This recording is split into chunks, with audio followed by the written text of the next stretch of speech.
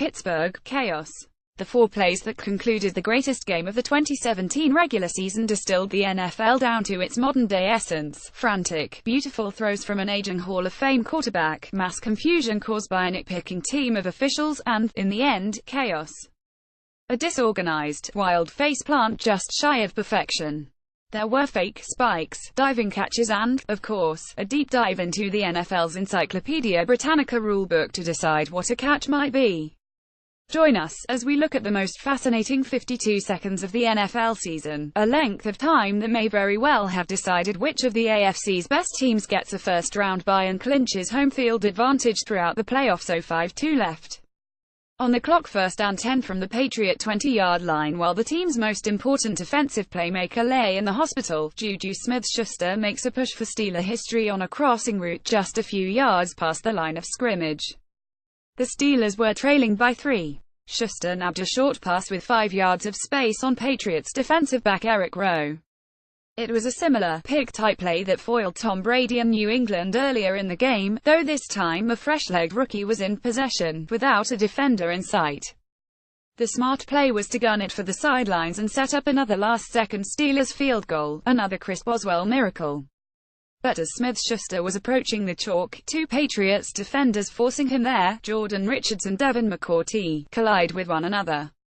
Smith-Schuster breaks back toward midfield, kicking off a shoelace grab by Rowe. He's finally stopped while bullying into a trio of Patriots defensive backs at the 10-yard line. 033, first on goal from the Pittsburgh 10-yard line. The Steelers are in a shotgun formation, toying with the Patriots defenders by splitting Le'Veon Bell out wide as a receiver and bringing Darius Hayward-B in as a running back next to Roethlisberger.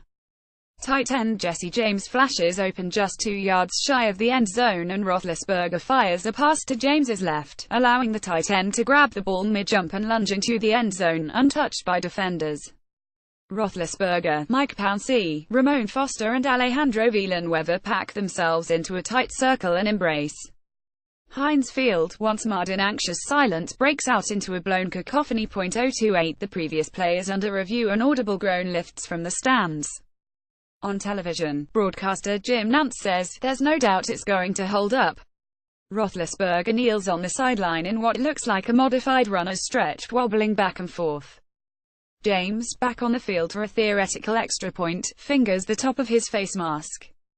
The longer this theoretically simple review takes, the more ominous it becomes. After reviewing the play, the receiver, in the end zone, did not survive the ground. It's an incomplete pass. It'll be Pittsburgh's ball, 2nd down and 10, at the 10-yard line. The game clock is correct and will start on the next snap. Roethlisberger, seeming to almost expect the league's equivalent to a banana in the tailpipe, jogs back onto the field emotionless. James bends over and puts his helmet in his hands. "I'm not going to cry over spilled milk and all of the crap and talk about replay.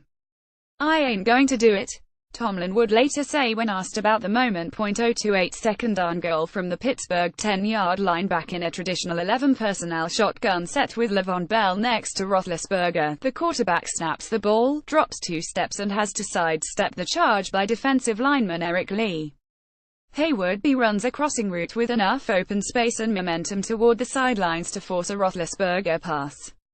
He gets tackled after 3 yards, just short of the sideline. The Steelers have no timeouts. 021, third and goal from the Pittsburgh 7-yard line. Roethlisberger immediately starts signaling for a spike. Quickly but calmly, Pittsburgh assembles in formation. Then, Roethlisberger looks to his outside receivers and starts tapping his helmet, clearly signaling a pass play. He snaps the ball and opts for the fake spike anyway, though only one Steelers wideout, Eli Rogers, runs an actual route. Smith-Schuster and Hayward-B stand near the line of scrimmage while Rogers runs a slant into the end zone. He calls for the ball just as he breaks the plane and Roethlisberger fires into a horde of Patriots. The ball is tipped by Rowe and bear-hugged mid-air by Duron Harmon. 005, game over. The Patriots prepare victory formation ahead by 3 and clinch the division with the inside track for home field advantage.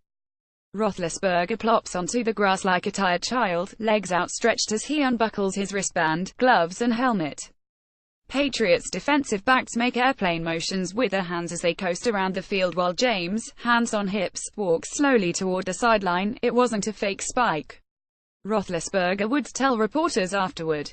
I was yelling, "Clock it," because I felt that was the thing to do, to clock it and get yourself one play.